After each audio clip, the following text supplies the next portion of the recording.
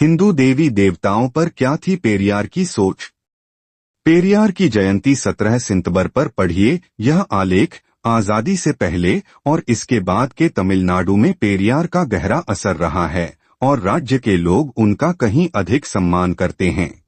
पेरियार के नाम से विख्यात रामास्वामी का तमिलनाडु के सामाजिक और राजनीतिक परिदृश्यों पर असर इतना गहरा है कि कम्युनिस्ट से लेकर दलित आंदोलन विचारधारा, तमिल राष्ट्रभक्त से तर्कवादियों और नारीवाद की ओर झुकाव वाले सभी उनका सम्मान करते हैं, उनका हवाला देते हैं और उन्हें मार्गदर्शक के रूप में देखते हैं। तर्कवादी, नास्तिक और वंचितों के समर्थक होने के कारण उनकी सामाजिक और राजनीतिक जिंदगी ने कई उतार चढ़ाव देखे। 1919 में उन्होंने अपने राजनीतिक सफर की शुरुआत कट्टर गांधीवादी और कांग्रेसी के रूप में की। वो गांधी की नीतियों जैसे शराब विरोधी, खादी और छुआछूत मिटाने की ओर आकर्षित हुए। उन्होंने अपनी पत्नी नागमणि और बहन बालाम्बल को भी राजनीति से जुड़ने के लिए प्रोत्साहित किया। ये दो महिलाएं ताड़ी के दुकानों के विरोध में सबसे आगे थीं। ताड़ी विरोध आंदोलन के साथ एकजुटता में उन्होंने स्वेच्छा से खुद अपने नारियल के बाग नष्ट कर दिए। उन्होंने सक्रिय रूप से असहयोग आंदोलन में भाग लिया और गिरफ्तार किए गए। वो कांग्रेस के मद्रास प्रेसिडेंसी यूनिट के अध्यक्ष बने। तमिलनाडु पेरियार की मूर्ति पर चोट लेनिन, पेरियार, श्यामा प्रसाद और अब अम्बेडकर है कहाँ खा तोड़ी गई मूर्ति वायकोम सत्याग्रह 1924 में केरल में त्रावणकोर के राजा के मंदिर की ओर जाने वाले रास्ते पर दलितों के प्रवेश को प्रतिबंधित करने का विरोध हुआ था। इसका विरोध करने वाले नेताओं को राजा के आदेश से गिरफ्तार कर लिया गया और इस लड़ाई को आगे बढ़ाने के लिए कोई नेतृत्व नहीं था। तब आंदोलन के नेताओं ने इस विरोध का नेतृत्व करने के लिए पेरियार को आमंत्रित किया। इस विरोध प्रदर्शन का नेतृत्व करने के लिए पेरियार ने मद्रास राज्य कांग्रेस अध्यक्ष के पद से इस्तीफा दिया। वो गांधी के आदेश का उल्लंघन करते हुए केरल चले गए।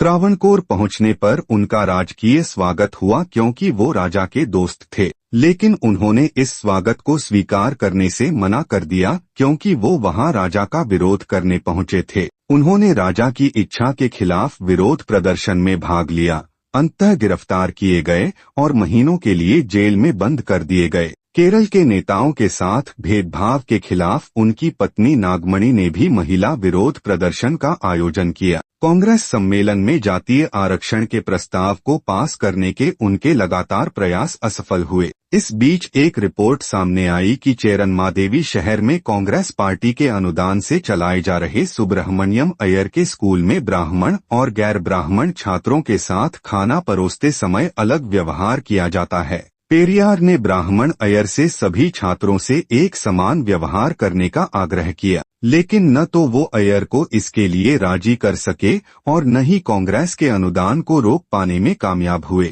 इसलिए उन्होंने कांग्रेस छोड़ने का फैसला किया। कांग्रेस छोड़ने पर उन्होंने आत्मसम्मान आंदोलन शुरू किया, जिसका लक्ष्य गैर ब्राह्मणों, जिन्हें वो द्रविड़ कहते थे, में आत्मसम्मान पैदा करना था। बाद में वो 1916 में शुरू हुई एक गैर ब्राह्मण संगठन दक्षिण भारतीय लिबरल फेडरेशन जस्टिस पार्टी के रूप में विख्यात के अध्यक्ष बने। श्यामा प्रसाद मुखर्जी की मूर्ति पर पोती स्याही द्रविड़ कज़गम 1944 में उन्होंने अपने आत्मसम्मान आंदोलन और जस्टिस पार्टी को मिलाकर द्रविड़ कज़गम का गठन किया। उन्होंने रूस का दौरा किया, जहां वो कम्युनिस्ट आदर्शों से प्रभावित हुए और कम्युनिस्ट पार्टी के घोषणा पत्र का पहला तमिल अनुवाद प्रकाशित किया। महिलाओं की स्वतंत्रता को लेकर उनके विचार इतने प्रखर हैं कि उन्हें आज के मानदंडों में भी कट्टरपंथी माना जाएगा। उन्होंने बाल विवाह के उन्मूलन, विधवा महिलाओं की दोबारा शादी के अधिकार, पार्टनर चुनने या छोड़ने, शादी को इसमें निहित पवित्रता की जगह पार्टनरशिप के रूप में लेने इत्यादि के लिए अभियान चलाया था। उन्होंने महिलाओं से केवल बच्चा पैदा करने के लिए शादी की जगह महिला शिक्षा अपनाने को कहा। आजादी से पहले चेन्नई के मंदिर में एक हिंदू देवता की मूर्ति इमेज स्रोत इमेज कैप्शन आजादी से पहले पेरियार का मानना था कि समाज में निहित अंधविश्वास और भेदभाव की वैदिक हिंदू धर्म में अपनी जड़ें हैं, जो समाज को जाति के आधार पर विभिन्न वर्गों में बांटता है, जिसमें ब्राह्मणों का स्थान सबसे ऊपर है। इसलिए वो वैदिक धर्म के आदेश और ब्राह्मण वर्चस्व को तोड़ना चाहते थे। एक कट्टर नास्तिक के रूप में उन्होंने भगवान के अस्तित्व की धारणा के विरोध में प्रचार किया। दक्षिणपंथी कट्टर विरोधी क्यों?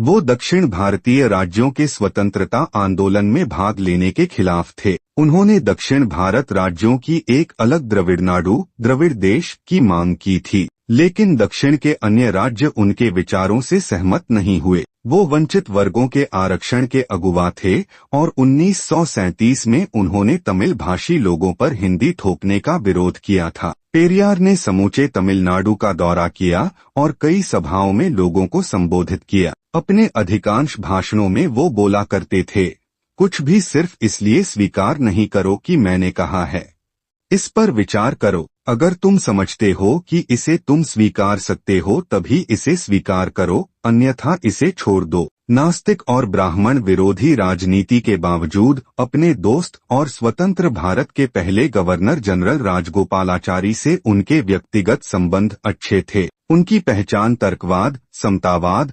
आत्मसम्मान और अनुष्ठानों का विरोधी, धर्म और भगवान की उपेक्षा करने वाले, जाति और पितृसत्ता के विध्वंसक के रूप में है। दक्षिणपंथी उनकी आलोचना उस व्यक्ति के रूप में करते हैं जिन्होंने उनकी धार्मिक भावनाओं, परंपराओं को अपमानित किया। कौन थे लेनिन, जिनकी मूर्ति पर बवाल मचा है? राजनीतिक सफर। पेरियर का राजनीतिक जीवन तब शुरू हुआ जब वे 1919 में अपने करीबी दोस्त सी राजगोपालाचारी राजाजी से प्रभावित होकर भारतीय राष्ट्रीय कांग्रेस (INC) में शामिल हो गए। वह मद्रास प्रेसिडेंसी कांग्रेस कमेटी के अध्यक्ष बने, लेकिन तिरुपुर सत्र के दौरान पार्टी में नस्लीय प्रतिनिधित्व के उनके अनुरोध को अस्वीकार किए जाने के तुरंत बाद उन्होंने इस्तीफा दे दिया। पेरियर कांग्रेस में सक्रिय रहे और खादी, शराबबंदी और अस्पृश्यता उन्मूलन जैसी कई पहलों में शामिल रहे। आंदोलन में भाग लेने के कारण उन्हें जेल भी जाना पड़ा। अपने शुरुआती राजनीतिक जीवन के दौरान उन्होंने इरोड नगर पालिका में विभिन्न पदों पर कार्य किया। कांग्रेस छोड़ने के बाद पेरियार की राजनीतिक आकांक्षाओं पर कोई प्रभाव नहीं पड़ा। वे बाद में वैकोम में अहिंसक विरोध में एक प्रमुख भागीदार बने। उन्होंने जस्टिस पार्टी का गठन किया, जो अंततः द्रविड़ मुनेत्र कड़गम में विकसित हुई। द्रविड़ नाडु, द्रविड़ मातृभूमि की मुक्ति का समर्थन किया और महिलाओं के अधिकारों और उन्मूलन की दृढ़ता से वकालत की। इसी के साथ जाति प्रथा पर भी काम किया। पूजा के स्थान पर भोजन करने से मना किया गया क्योंकि पेरियार ब्राह्मण नहीं थे। पेरियार ने अपने नाम से नायकर जाति का नाम हटाने का फैसला किया क्योंकि उन्हें लगता था कि किसी व्यक्ति के नाम से यह निर्धारित नहीं होना चाहिए कि उन्हें मनुष्य के रूप में कितना सम्मान मिलता है। उन्होंने घोषणा की कि यदि किसी के पास वैज्ञानिक ज्ञान या स्वाभिमान का अभाव है तो उपाधियां प्राप्त करना या धन संचय करना बेकार है। पेरियार एक ऐसे व्यक्ति थे जिन्होंने एक छोटे बच्चे के रूप में भी हिंदू धर्म की कई स्पष्ट विसंगतियों के बारे में चिंता जताई थी। धार्मिक विश्वासों की रक्षा करने वाले एक विशिष्ट व्यापारी परिवार में पले-बढ़े पेरियार में आस्तिकता और पूंजीवाद के खिलाफ मजबूत भावनाएं थीं। पेरियार मूवमेंट, आत्मसम्मान आंदोलन और उसकी स्थायी विरासत क्या है? दलित हिस्ट्री मंथ क्यों मनाया जाता है? हालांकि राज्य में सबसे सम्मानित व्यक्ति काशी में एक घटना के परिणामस्वरूप पूरी तरह से नास्तिक में बदल गए थे। उन्हें बताया गया कि वह ब्राह्मण नहीं हैं और इसलिए काशी पूजा स्थल पर मुफ्त भोजन के लिए पात्र नहीं हैं। उस समय से पेरियर ने कई ऐसे लोगों के लिए अवसर प्रदान करने के लिए अथक रूप से काम किया जिन्हें उनके मानवाधिकारों से वंचित रखा गया था। इस प्रक्रिया में विभिन्न प्रतिष्ठित पदों पर आसीन रहे, चाहे वह मद्रास प्रेसिडेंसी कांग्रेस कमेटी के अध्यक्ष के रूप में हो, इरोड नगर पालिका के अध्यक्ष के रूप में या द्रविड़ आंदोलन के जनक। पेरियार ने यह सुनिश्चित किया कि अवसर ब्राह्मणवादी सीमा को लांघकर जरूरतमंद लोगों तक पहुंचे। स्वाभिमान आंदोलन क्या था? पेरियार ने स्वाभिमान आंदोलन चलाया। यह आधुनिक हिंदू सामाजिक संरचना को पूरी तरह से उलटने और जाति, धर्म और देवताओं से रहित एक नए तार्किक समाज की स्थापना के लक्ष्य के साथ एक सक्रिय सामाजिक आंदोलन था। तमिलनाडु में जहां आंदोलन का महत्वपूर्ण प्रभाव पड़ा, एस रामनाथन ने रामास्वामी के साथ 1925 में इस आंदोलन की शुरुआत की। स्वाभिमान आंदोलन, जिसे द्रविड़ आंदोलन के रूप में भी जाना जाता है, ने निचली जातियों के लिए समान अधिकारों के लिए लड़ते हुए महिलाओं के अधिकारों को बढ़ावा दिया।